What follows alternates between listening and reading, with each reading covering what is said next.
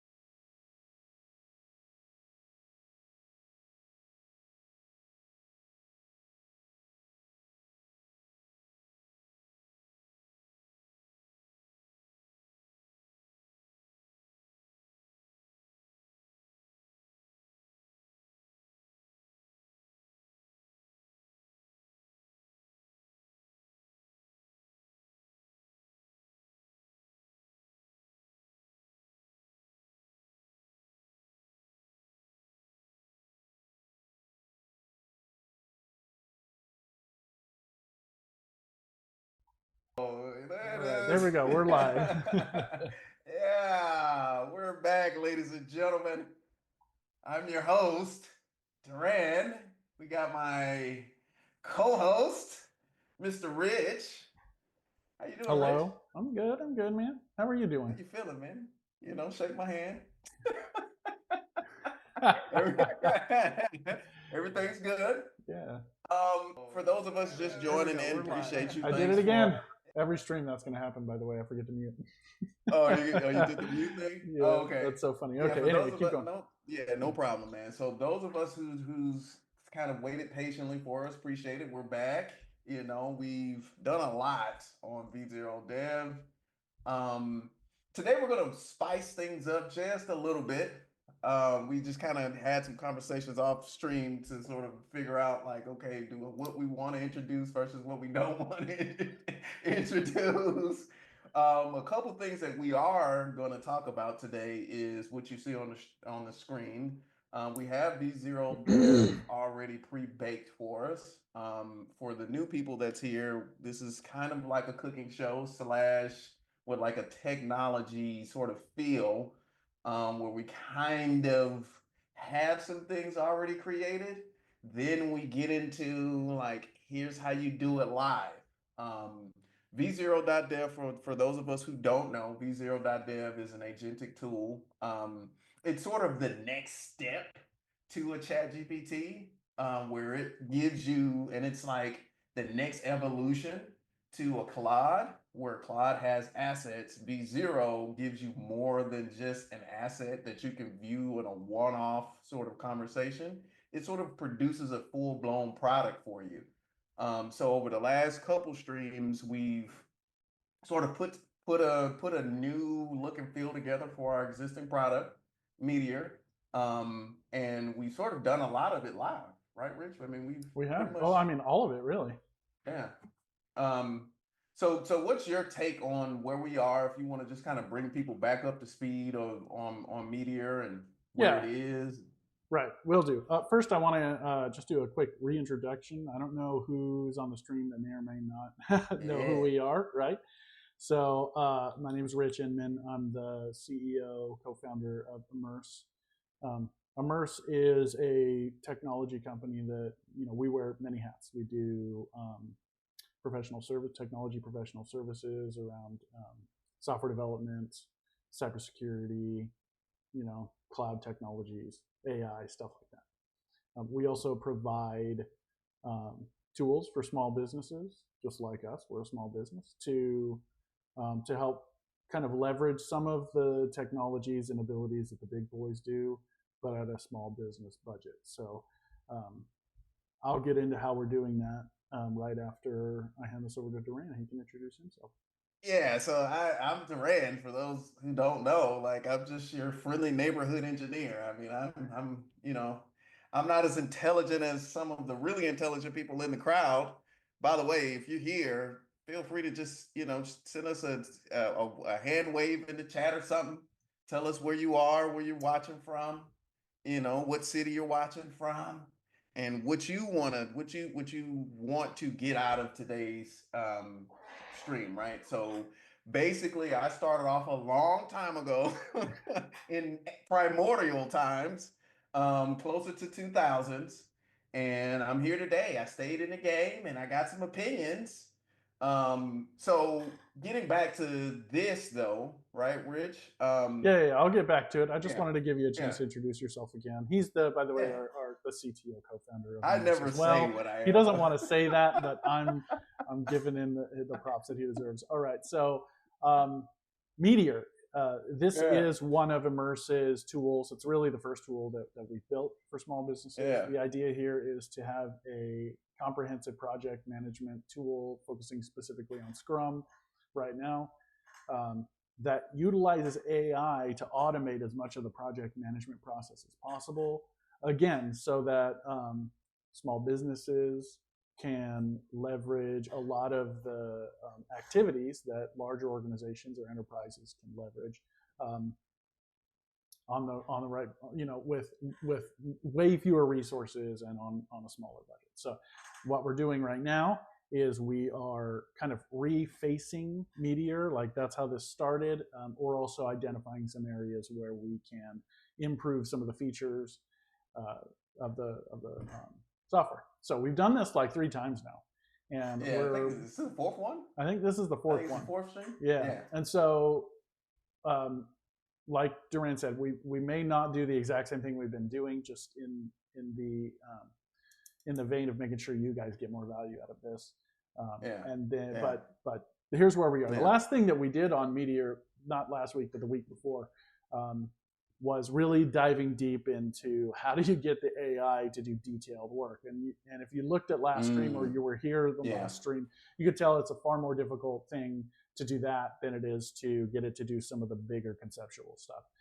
So we struggled with the AI to get it to where we wanted it. Now we left off on this overview section with a couple things we wanted to do, and we may pick it up from there and just kind of like smoothly transition into some other more valuable things. Yeah. But yeah, so there you go. That's where we were at, Duran. So before we jump in, right? Like this is gonna be like the segue to like current AI events, right? I don't know about anybody that's currently watching who, subscribe to Slashdot or to Hacker News, right? Or to Medium or in general, right? If you've been sort of following along to some of the posts that we've kind of put out this week in our individual accounts, we sort of have, some opinions about things. This current week, I dove deep into the PMO, right? And product, obviously because of what we see on the screen. And then typically based on like my experience and Rich's experience in the PMO. This next week we're going to be talking about QA, right? So there was an article there was an article that came out um maybe 2 years ago, and this is ironic, and it's on Medium, that says QA is dead, right? Do you have a link to that so I can bring it up, Duran? Yeah, I'll give you the link. I'll Okay. post it here, right? And the interesting points about this sort of this post is because of sort of what QA seeks to accomplish these days versus where we are in terms of like modern technology, right? And just how to go from it's in my mind to it's live for people to actually use, and it is resilient, right? And Like, secure. what's your thoughts before we jump into AI in general? Like, what's your thought on QA and this guy saying it's dead? Yeah, I mean, I think QA, as we have known it, especially in the early 2000s and in the aughts and the 2010s, definitely the days of like complicated release processes and release management boards and those kinds of approvals are really just bottlenecks to progress. The Mm-hmm. companies that are achieving big things now are not using those things, unless you're Microsoft and you're stuck, 20 years ago. Mm-hmm. The companies like Google, Amazon, Facebook, they're doing thousands of releases every single day into production, Mm-hmm. right? So you can't do that without QA. That's the first thing. So, Mm-hmm. I key on this last little bit, long live QA, because it's not, because in my opinion, I don't think it's QA specifically that's dead. It's just QA the way we have always thought about it. It's more about how do we turn QA into an engineering exercise and include that in a robust way in our CI/CD pipelines and utilize automation, um, to start playing with all of the bigger players. Yeah. Um, And so I put the question in the chat, right? Like, is it dead actually? Yeah. And I'm not going to harp too much on this, but what I will Mm-hmm. say is, so there is a difference, and I'm sure the people that sort of live in quality assurance and it's sort of stepbrother, software reliability or site reliability engineering, Mm-hmm. um, I think that there is a life cycle to it. And I think that where we are with things like AI, right? I think that there's big gaps, right? Typically, what we see and what I've seen is organizations have a engineering team, and then they have a PMO, Mm-hmm. and then they have product. And then Yeah. these organizations try to rush together to Yep. bring out a solution. Mm-hmm. Now, what ends up happening is because of timeline, resources, blah blah blah blah blah. Mm-hmm. What ends up happening is things like unit tests, right? Things like automated tests, things like exploratory testing, chaos testing, right? Load testing, end-to-end testing. These things sort of come across as a sort of checkbox, and we have to hurry up and do this so that we can get the solution out, as opposed to we need to look at not just what this solution is going to provide for people, but Mm-hmm. how is it going to live once it goes live, and will it actually work? Because if we can Yeah. do a we can make a beautiful picture and we can make it function, but if it doesn't work, you end up doing worse for the business and the brand than you would if you would have just waited and actually got it to a place where it's stable. And I think a lot of organizations are suffering as a result of this. And so I'm going to be expounding on this week. I'm interested if anybody, as far as people that watch this and that's currently watching, if you have any opinions about QA, but I just wanted to bring this up. What works today, right? Do we just use AI, for example, to just write automated tests, right? And to write unit tests? Do we trust our engineers, for example, to see the full picture and the full sort of workflow? Like, where does it live? How do we make this work today to where as a community we sort of release stable, feature-rich solutions that people actually enjoy, right? So it's just something to think about. Yeah, I would also point out, what we've been able to achieve also in that area. We're a small team at Immerse, um, but we spent a significant amount of time building our CI/CD pipeline and our automations so that we can Yes. release a new version of the software in, what is it, like 15 minutes, 20 minutes, something Yeah. like that. Yeah. Yeah. Yeah. So it's not that it's not possible. And any kind of scaling always introduces like its own kind of problems, and that's also true with all of this automation across QA and CI/CD pipelines, right? So we're not saying that doesn't exist, because it always will in every aspect. But when you front load it and you set it up as the standard way that software in your organization is developed, and we don't deviate from that, this is how we develop software in this organization. It's doable, right? And I think we've proven that with what we were able to accomplish. So, all right, enough with the soapbox. Let's get into V0. All right, so the main thing with V0, and he's going to bring it back up, right, is how do you communicate with AI, right? We had a nice little tidbit last week or a week and a half ago, week and change ago. I don't know. I think it was like Sunday before last. 2 weeks, yeah. Yeah, where we sort of got into our different approaches with crafting prompts, right? So I think, my approach is especially, and if you want, let's go ahead and bring up like maybe the first section you want to double click on. Yeah, I'm here. Right? Yeah. Okay, so in reports, for example, let's look at this first report. Do you want to double click on this first one? Yeah. So just to be specific, we're in projects. Yeah. I've selected a project which is just the Immerse LLC project, and we're in overview, which is where our reports for each project lives. So right now we have the sprint burn down, team velocity, epic progress, sprint health, team workload. That's what's here right now. And then also, sorry, go ahead. Yeah, go ahead. Go ahead. Okay, I was going to say the thing that we ended last stream on was we wanted to move sprint health to the top and the team workload right underneath it, and then these would be the top two things. So, got it.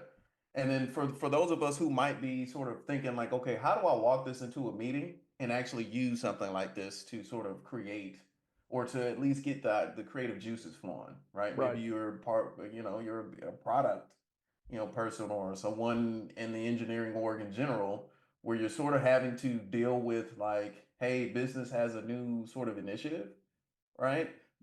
There's already timeline baked for this, right? And so how do you get to, okay, we not only are just guessing anymore or just looking at a picture, how do we actually show what we want to the business at the same time where they're sort of coming up with the idea? So this is another good value add to a product like this. Again, we're not sponsored by v0.dev yet. I mean, yeah, exactly. If you're here. Yeah. But I think you walk this into a meeting, right? It could be some sort of points creation. And again, the product that you're building or the sort of thing that it creates while you're in a meeting like that for sprint estimation or point estimation, for example, may not be the solution, but it will give you an idea on where to go, right? So this is kind of where we are. We're looking at everything on the screen, right? I like everything I see on the screen. There were some pieces that we wanted to double click on, especially if you scroll up for a second.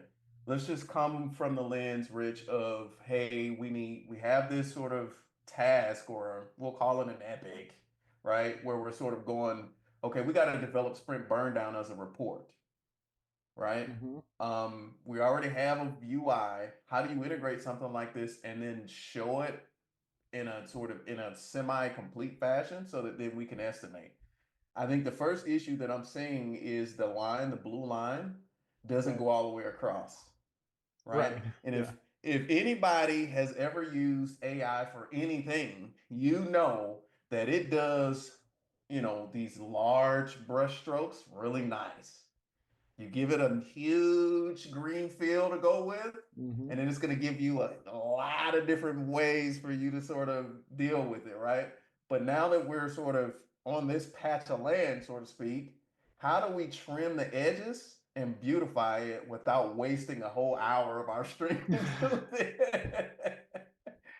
Now, the first thing you could do is go very specific with the prompt, right? So, Rich, you want to try? Yeah, I'll type try something that up. prompt. Yeah. So we're gonna go very specific. I've had certain successes, and this is like the quote unquote prompt engineering section of this, because that's all. I mean, if you've ever used AI before, you have to know how to ask the right questions, right? So I tend to think about it like this. AI does the large brushstrokes, and then if you want to like try to get it to be very specific, the way I go about it is different with the way that Rich goes about it. He's a little bit more conversational. I typically like to give it a like boom, boom, boom, boom. Here's a list of things in this specific area. Only focus on this, right? Some people, if you research engineering, some people say that there's a lot of different philosophies around it. You can sort of train the AI in that particular conversation to be like, if your first sort of prompt is, "Hey, I want you to act as a senior software engineer," and this is outside of a v0.dev, right? Like if you're just using GPT, if you give once you start the conversation, you could say, "Hey, this is how I want you to act, right? Here's the guidelines around the way that I want you to act. Then here's the task." And then you can start going, you can start looking at it like a funnel, right? Mm-hmm. So talk to us about this prompt and how you structured it. Right, and also just to be clear, I would actually have structured this a little bit differently if we were using Yeah. ChatGPT or Gemini or whatever instead of this specific tool. ChatGPT, if anybody doesn't know yet, passed the Turing test. I think it was 3.5 passed the Turing test. But how it did it was using what we call personas, right? So when it wasn't using a persona, it didn't pass the test. When it was, it did. And here's why. Generative AI, when you tell it specifically what you want it to act like, is incredibly good at acting that way. So for instance, if I was doing this, I would have prefaced it in ChatGPT with act as an expert UI UX designer and developer, and then do the prompt that I just gave you. And so because we're in v0.dev, and this very specific expertise of this is UI UX design development, I didn't add that to it. Now, we could always test to see if it does any differences. My guess is it probably doesn't. But regardless, the rest of this prompt is on the project details overview. Glad we're talking about this because I should page on the sprint burn down chart. So the very first thing I did was I double clicked into exactly where I wanted it to focus. It's in project details overview, specifically on the sprint burn down. So now it should know exactly where to look in the code. The blue ideal line, I called that out because it had ideal here. And if you can tell the AI, if you're trying to make it make these little changes, kind of like, hey, look, you already have this thing right here. It's already the same color as the line over here, right? It can do a better job of identifying exactly what you want. The blue ideal, oh, I misspelled line. See, I'm glad we're doing this. Line doesn't flow across the graph properly, right? So I say what it's not doing. Find the issue. Now we do so first we give it context. This is the context, it's the sprint burn down chart. Second, we give it like the specific thing we want it to focus on. In our instance, it's that ideal line, right? And any issues with it or any other additional further additional context. The third thing, and one of the most important things is a action verb. Find the issue, action verb. Fix it so that, and then your expected result, the ideal line, is visible and complete. If you can kind of format all of your prompts in that way, persona, context, action verb, expected outcome action verb, you'll get much more comprehensive and much better results from the AI. Other than that, I'm assuming anybody who has done any research into prompting AI and prompt engineering, you already know pretty much all of that. But that's the method that I followed here. So let's go ahead and go for it. Okay. Let's see. One other thing that I will say, by the way, and again, if we zoom out from ChatGPT, but if we zoom out from v0.dev, right, and then look at the horizon of AI, another thing that I found is you kind of have to know, like, at least structurally what you're looking for, even if you don't know how it's going to be done, right? So in code, right? You kind of have to know structurally how you want the code to sort of be scaffolded and stitched together, even if you don't know like the specific keywords or sort of how to organize things. If you just know at a high level, like for example, what we found in the previous stream was because these files had so much stuff in them, AI was running out of these quote tokens in order to sort of resolve the problem. So as you like, let's just say, for example, if you're creating a document, right? Mm-hmm. Um, you know, because it's a little bit easier to explain. If you're sort of creating some like a tech spec, instead of saying, here's a bunch of sentences on what the tech spec is. If you zoom out and say, okay, here's the outline, here's how I want you to structure this first. And here's the sort of 10 things that I kind of want this to be based on after I gave it to Persona, then you can sort of double click on certain areas. So if we go to the projects really quick, and I'll keep explaining, um, let's see if it did it this time. Not project, sorry, but the reports. It We kind weren't of in reports. It did it. Yeah, that's the ideal it line. did it. Yeah. Right. So as you can see, this tends to work. Now, one thing that we did do based on what I was just saying was is we sort of abstracted a lot of the way that this was structured in the previous stream, right? Like we Mm-hmm. didn't just create these super huge files. We told it, we took a step back and said, okay, once we noticed that it was having a difficult time following what we were saying, what we ended up doing was, okay, I told Riz, hey, let's look at the code. Once we saw the code, I go, okay, let's organize this a little bit better to make these files smaller so that we could then say, like, if it didn't get this right, then I would go to that particular report and say, in this particular function, right? So this is the piece where you kind of have to know some things about software. Unfortunately, we can't just trust AI No. at this point. Yeah. I would also add Yeah. to from my experience and probably yours too, Duran, using AI to develop because how we got to V1 of Meteor was sitting down and prompting the AI to develop it Yeah. for us. Um, Duran, That was luckily, ChatGPT or was that Gemini? that was Copilot from GitHub, but Oh, I we think did it Copilot. used Yeah. ChatGPT. Yeah. Yeah. So, Yeah. so spending several months just pulling my hair out doing this, um, I learned that ChatGPT, or at least Copilot, but also ChatGPT has a similar context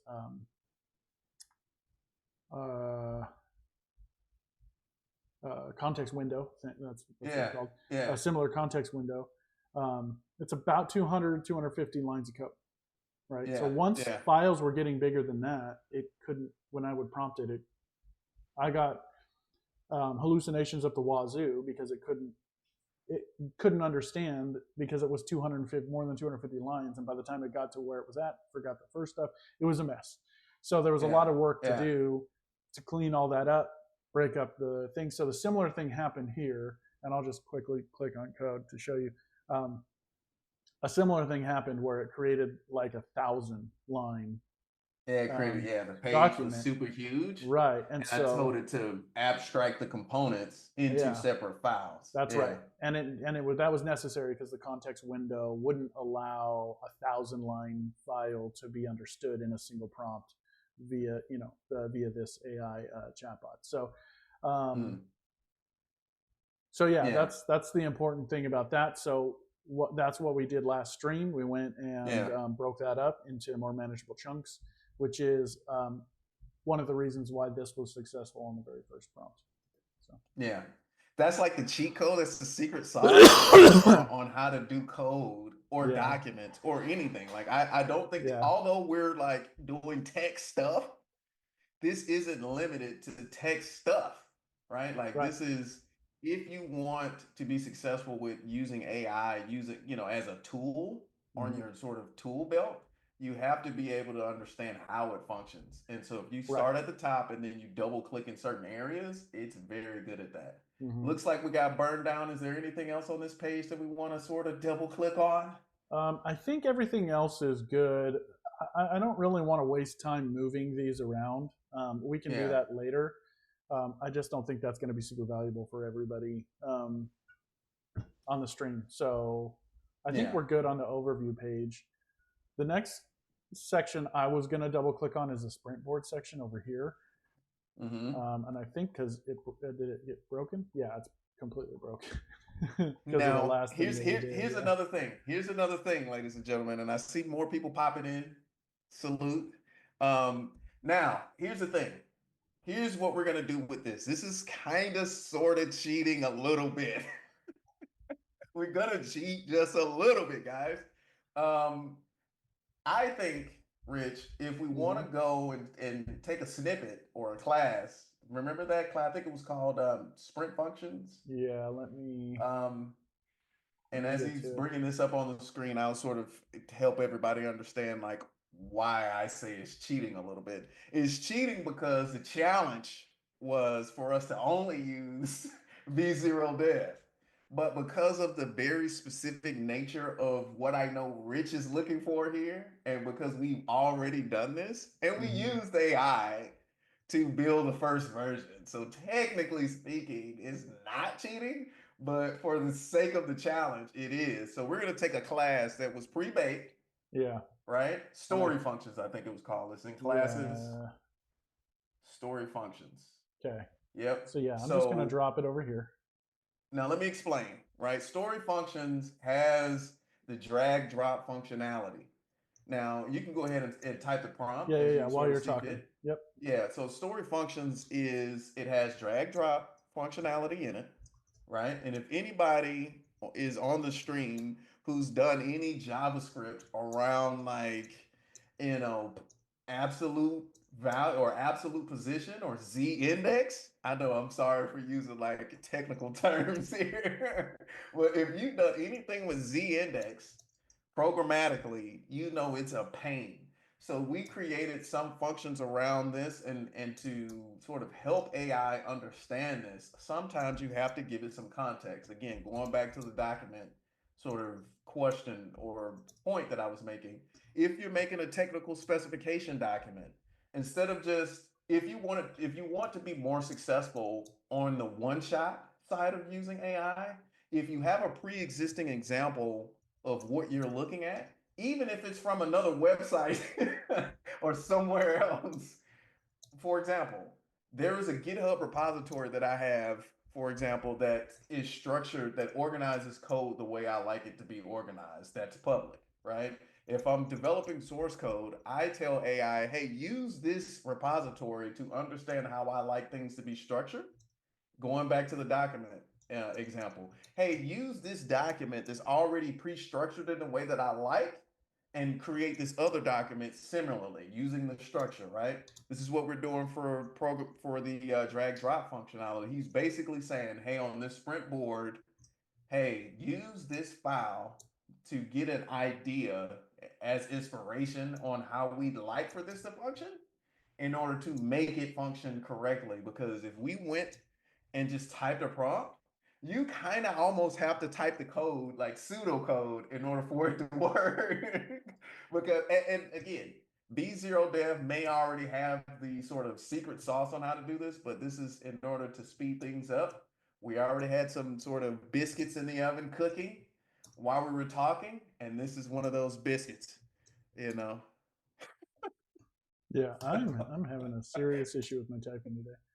Yeah, And and he's a perfectionist. I'll type, and then if it's misspelled, just press enter. You know, yeah, I have it'll get actually it. had ChatGPT not get it when I did that on accident, so now that's why I'm a little anal about it. I've had Claude go, "Oh, you missed this." It I'm like, usually does, yeah. "Whoa." It usually does, yeah. Okay, Yeah. so All right. here, similar thing. Like again, like this is basically the formula I use. I've attached the story functions code. I specifically told it where I wanted to look: sprint board, story details. And then I told it what the problem is: the drag and drop doesn't work properly. Now, action Mm-hmm. verb: analyze the attached story function code and identify the code that handles the drag and drop. Okay, so I told it what to do there, and then I said use that as a template to fix action verb, um, the issues we're seeing in the sprint board now. And then I give it very specific expected outcomes. A drag and drop should do Mm. 1, 2, 3. The reason I've done this is because of our previous experience in using Yeah. AI to do this, and I kind of Yeah. already know if I don't tell it exactly kind of what I want here, it's gonna do some weird thing that doesn't end up working, Yeah. sort of like what it did here, right? Yeah. So I'm gonna hit go. Let's see what kind of thoughts it has about this, Yeah, you know, and let's see if it comes up with the right stuff. The next thing would be to give it more context, right? right. In order to come up with, so it technically, hopefully it gets it in one shot like it did this first with the ideal line because of the story functions. But if not, then we have to give it just a little bit more context, or the other way to go about it is, just nuke the whole thing, like our whole idea on how this is supposed to work, and then just say, okay, this is what we're thinking about. What do you think? And I know the term think implies that it has consciousness, but it doesn't, folks. No, Um, it's really good at imitating it though. yes. I'm wondering if it's gonna get it the first try though. Well, I think the last time we gave it context, it did fine. I'm a little nervous. I don't Yeah, know. we'll see. I don't know. This Now, is the main issue here, but there's a couple other key uh, functionality things that need to be implemented too here. Sorry, go ahead. yeah. No, oh, did it fast? Oh my goodness. Okay, let's see. If it gets it right the first time. Let's Yeah, see. Okay. Uh-huh. Mm. there we go. So I know this makes us look like we're the experts. I know what you're thinking. Again, we had a huge function file that had like every scenario that gave it an idea on how to structure the code. Now, we're not gonna double click on the code. I mean, I kind of want to see. Can you go to the source code? I'm Okay, interested. okay. Sorry, ladies and gentlemen. If you go to sprint board, I think that's how did down it do here, it? right? Yeah, Yeah, sprint sprint board. It's board, already here. and then if you go down, Well, huh? it didn't make any changes there. It looks like it made changes here. Yeah, Oh this no. is just the Huh. geek in me that wants to know, Yeah, like, did it copy? I wasn't paying attention. Let's see what it actually changed. It edited this file. Uh-huh. Draggable. Okay. Oh, so it just used Oh, can you scroll all the way up? Draggable. So it used the component. See, so one thing you may have to see too. Yeah. Here's another thing. Because this is code, we always have to think about the licensing of the npm packages that it represents, right? Mm-hmm. MIT licenses is always your best friend. Things get hairier as it starts going to the right. You got Apache and then others. It's Mm-hmm. like, you got to really be careful because sometimes it'll reference packages that have licenses that have more constraints. So you have to sort of watch that. But that's just the engineering guy in me. But no, Yeah. this is good though. I mean, if you go back to the preview, and then what's next? What do we got next? We got time for about one or two more things. Hey, ladies and gentlemen, Yeah. there's some of us in the chat. I'm sure you have questions. Let us know. What question do you have? If you have any AI questions, if you Mm-hmm. think QA is dead, you know. Now, what this thing didn't do is I'm willing to bet cash. If you go to the code really quick, I'm willing to bet money that this thing didn't generate any unit tests. Oh no, it doesn't generate any unit Yes. tests. Yeah. I tell you that Right. right now. So there's no unit test in here. So this is pretty much acting like how we would do it. Yeah, yeah, Just make it without unit tests. right. There is one thing. Oh, that's right. Yeah. None of these exist anymore, so I have to remake these, Yeah. which is fine. Okay, so what I want to do next is add Yeah. um, the capability to edit these stories, right? Okay. So what I need is I'm just Do gonna you want tell. to give I it guess I'm context? just gonna tell it to do it and see what it comes up with. But So yeah, we're exploring now. This we're gonna is see. yeah. We're gonna see. Some of this, if this was offline, we would probably get in a big argument on if we wanted to do this or not. But just for the Well, sake of I mean, yeah. but this is existing functionality, so we're not gonna lose existing functionality in this V2. Eh, okay. I mean, because okay, so the existing product, the way that it allows you to do it, first of all, is very opinionative, right? So it pops a sort of screen, right? And then it has a lot of stuff in there. It's got, a couple things. It's got a whole bunch of sort of sprint or story settings stuff. Then it's got comments in it. It's got a lot of stuff in there. I don't know. Now, my question to Rich as he's typing this is once it does this, right, we're probably going to have to go through a couple more prompts to get it to sort of at least to support how stories are currently being done. Because I think it's valuable for, or at least the way that we're doing it today, at least the form Mm-hmm. of the settings, plus the comments, right? Because I'm a bad man today, I'm a bad man. How much money do you want to bet? Well, it doesn't have any of that data That's what I'm context, I saying. don't Like think it's so. That's why I was thinking: do we want to actually give it the structure, the data structure, or not of a story in this maybe prompt? not the data structure, but at least so if you bring up the folder structure, for example, in our existing Oh, in our existing, no. Yeah, just the folder structure. And then if you think component, right? So if you go source components, right? Now there's a couple eh, um now if you go projects, I think this is organized by projects. So if you click projects, the project folder, yeah. and then if you go so I think new project, epics, it might be in epics or yeah, it might be in epics because you might have What are you if you looking double for? click the Oh, specific, yeah, the specific, not epic. So if you go back, I'm looking for the specific view for a story. Jackie. oh yeah, Yeah. yeah. Hey, Jackie. Editing Um, stories. Yeah, she okay, so says if I you came in at a good point. Editing stories. yeah, so if you go to story, if you just open up so you got edit story, new story, and then story. I think those three files. And again, Jackie, salute. So this is just to bring you and others possibly back up to speed, right? We're sort of at the point in the stream where we're sort of double clicking on a couple things. But Jackie, if you got any questions, let us know. We want to hear your thoughts on this in I'm general or just gonna just open AI this in. usage. Yeah, I'm just gonna open this Yeah. in. Yes, you don't have to open it. You could just give it those three files, right? Okay, Just as which ones? context. Story, Story, edit edit story, story, new story. uh-huh.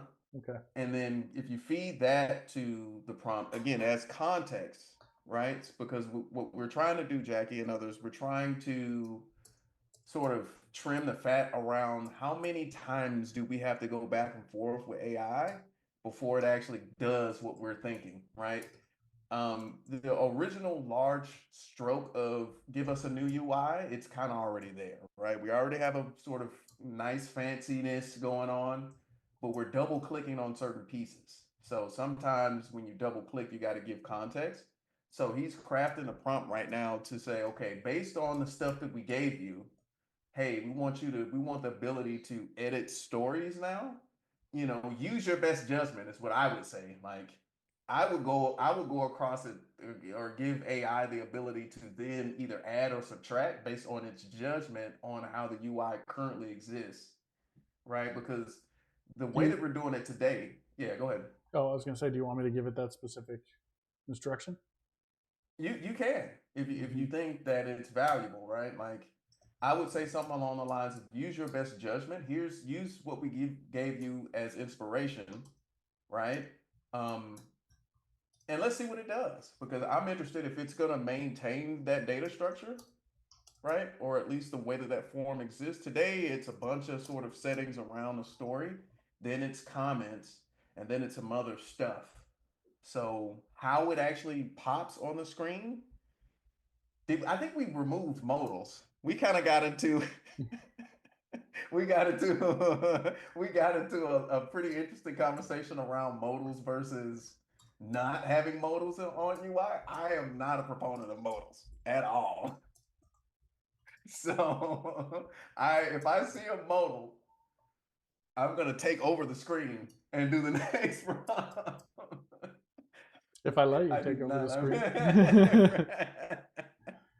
I do not like modals, ladies and gentlemen. If you show me a modal, no. I need a soundboard because I need the eh. Okay. Okay, let's see. So what I Yeah. said, you're right. I am more conversational. I said, okay, now we need the ability to edit stories from the sprint board. When the user clicks on a story, they're able to make changes to the story data and leave comments on stories. So the two things we want to achieve. I've added some code so you can use as context for how this is currently achieved in the production application so that it knows it can review those. Make sure the changes are auto-saved when the user clicks away from a field. This is something that Yeah. we overlooked in our current application. So Yeah. um, so that's why I said that. And then implement this in the best way to have a highly polished UI with a superb user experience. So we'll These see what it comes up adjectives. with. Yeah. He's a writer, so he's gonna use the English language in ways that I wouldn't. Yep. Okay, I got Not cheap. Makai says, just a couple questions for the stream. How would you adapt AI into an existing program? Would that require just enough QA testing and context? Mm, Interesting. Okay, so Makai, so what we're doing today is we are doing exactly what you're sort of asking in the first part of the question, which is we have an existing sort of program, right? mm, And it's an existing software. Um, so what we did was is the you kind of have to understand your intent first, right? So if your existing application does something really well, and maybe your intent is, hey, I just want it to look really well now, to sort of accompany the thing that it does well, then you can approach AI that way, right? Or if the thing that it does doesn't it maybe it doesn't do it well, but you like the way it looks, then you can say, hey, use the exact look and feel, right? But just update this, one, two, three, four pieces of functionality, right? Or you can say, hey, maybe it looks good and maybe it does something really well, right? But maybe you just want to add some resilience to it.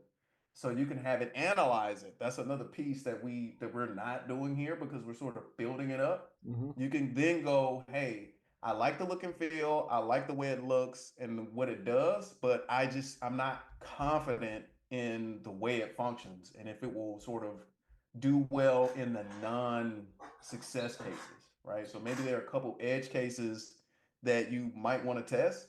So then you can sort of get into, hey, and I'll approach it like instead of just writing code, right? I'll say analyze what I have and you tell me if it is reliable, and if it's not, give me the one, two, three, four, five, that list of reasons why, and then I can sort of double click. What's your Yeah. thoughts, Rich? Yeah, I think I'm going to approach this question in sort of the way that I interpreted it, which Yeah. was how do you take an existing application and integrate AI into its functionalities to utilize AI to improve the application itself, rather than Mm-hmm. how do you use AI to on an application? How do you use AI to help develop an existing application? Mm-hmm. So does it require just enough QA texting and context? I think it depends, right? So there's a couple ways you can integrate AI into your system. One is that you can give it the context. If you're just like integrating via API, let's say you grab the ChatGPT API and you're just sending prompts via that API with context along with that prompts. You're going to want to, yes, be as lean as you can possibly be while still feeding in enough information to get value out of it, for cost reasons, for speed reasons, all that kind of stuff.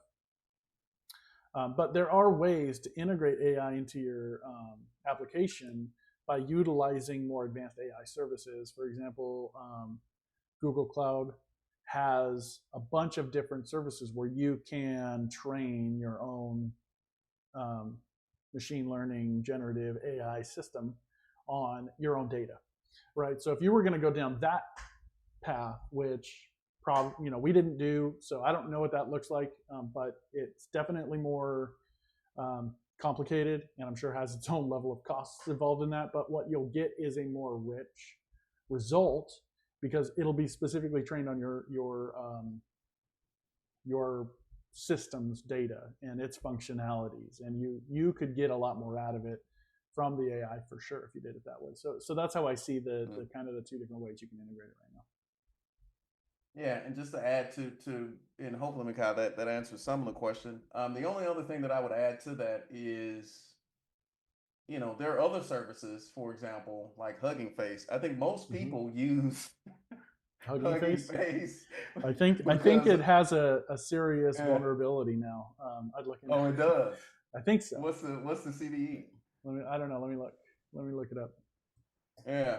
So you could use Hugging Face or right. So everybody that's sort of in the vein of using AI. So the difference between an LLM and an SLM and the various products that can be used. The main thing is so let's just say, for example, you go Llama, right? You could use a cloud platform to host it, but you have to sort of understand like how you're gonna where the model is gonna live, right? And the compute cost, right? If you want to use a pre-baked product that doesn't that is sort of generic, it provides an API, then Vertex in Google, right? Or you could use some various like GPT has an API too, right? So it depends on some other things to think about is like what the use case is specifically. If you want to provide a unique experience as far as the AI model is concerned per user, then you want to have more control over how the AI works and the integration of the AI. But if you're just using AI to sort of quote power your solution, then you can go with a more generic sort of model that's already in play with like your big names, Azure, AWS, Google, and just use that API in order to do it. Okay, hopefully that answers your question, Makai. Jackie says, I know I came in late. Is the program able to prioritize story? One thing lacking in my current project management tool is a simple way to rank and prioritize stories across several projects to make sprint planning easier. Rich? Yeah, so it doesn't do that currently. That is one of the things that with this like V2 version of this, we're going to implement.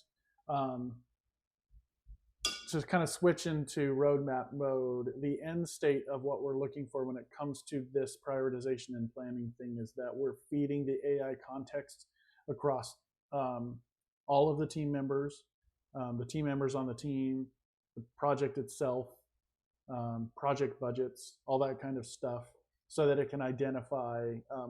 It'll just do the prioritization and the planning for you. You'll just click a button, and it'll be like, okay, well, this person can handle this much stuff, and this person can handle this much stuff. Looking at historically how many points they've done over the last 6 months, on average, stuff like that. It'll look at like what's the project's stated goal, what's the budget, what's the expected end date of the project, and it'll prioritize and then plan the sprint for you. That's the end state of what we're looking for. The state number one will be the sort of click and it auto prioritizes. But it'll be based on those things that I said, like budget, deadline, or budget, end of project, stuff like that. So, and then we'll layer, we'll layer stuff on top of it. So I was just looking at the Hugging Face CVE. Wow.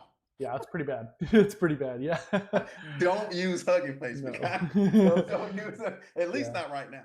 I don't know if they fixed it or not, but that was, that was February, right? February 10th. Ouch. They may have. They might have fixed it. I don't know. Well, but yeah, that was the one that I remember. Man, time flies. It felt like that was just 2 weeks ago. Yeah. Okay, let's take a look at what it did. Let's see. Hopefully that answers some of the questions, Jackie. Did it break this? No. Okay, that's good. I always want to check that. Yeah. Ooh. It does this sometimes. Let's go ahead and let it fix it. Yeah. Yeah. I saw a glimpse. I did, yeah. I saw that glimpse. The drawer. It was the drawer. Okay, I'm not so opinionative of the drawer as I am of modals. Right? Okay. I do not like modals. I'm sorry. I think this is a personal hang-up you have, Duran, because I don't know what the difference between a drawer and a modal is. We talked about this, Rich. Okay, when we get, maybe we don't need to get into it again. No, and as it's doing its thing, right? Yeah. Modals make the viewport smaller, right? The real estate decreases. You sort of have this form with the top and bottom, grayed out, and it just looks like you're on another page anyway. Mm-hmm. So, I mean, you kind of give the illusion that you're on top of it and you still have your context, but if you maintain state and statefulness, I see what you're saying. Just use breadcrumbs, folks. Otherwise, okay, yeah. Okay, so we have 3 minutes left. Yep. Makaya says yes, both answers help. All right, do we have any other questions? Maybe this is the last sort of thing that we'll see AI do for us. That's right. Any other questions? Let me know. And I got a challenge for everybody on the stream. Go outside and touch some grass today. I've got to do that for sure. Go outside. Like, don't be like me. I'm probably still going to be in front of my computer. I need somebody to actually touch some grass today. Okay, let's see what it does. You got anything, Rich? Anything you want to leave off? And because we got like a couple, 2-3 minutes left. Yeah. We're right at the end here. I always want to give sort of a little bit of a plug for Immerse, because we're here and we're facilitating this. Obviously, the biggest thing we want to do is provide value to the community. Indeed. Yeah. But we have services. We do consulting and things like that. Like I mentioned at the beginning, if that's something you're interested in, we'll do free initial consultations. We will do office hours to help out with stuff too. I mean, we're really here for the community. We're all wanting everybody to be successful in what they do, and that's kind of like how we build the company. So, if you guys want to consult with Duran and I, reach out. We'll do a meeting. We'll do like an initial consultation. We've done entire design conversations for free for many companies before. So, if you need some help with those kinds of things, we're completely available. You're on LinkedIn, we're on LinkedIn, reach out, and we'll set something up. So, all right, with that said, let's see what it did. Oh, that was so sweet. Okay, let's look. Oh, it keeps messing up. Yeah. All right, well, let's see if it'll fix it. V0, man. Yeah. V0. Oh, I want to see the draw. I can't even say it. I'm too country. This is like my Georgia accent. Drawer.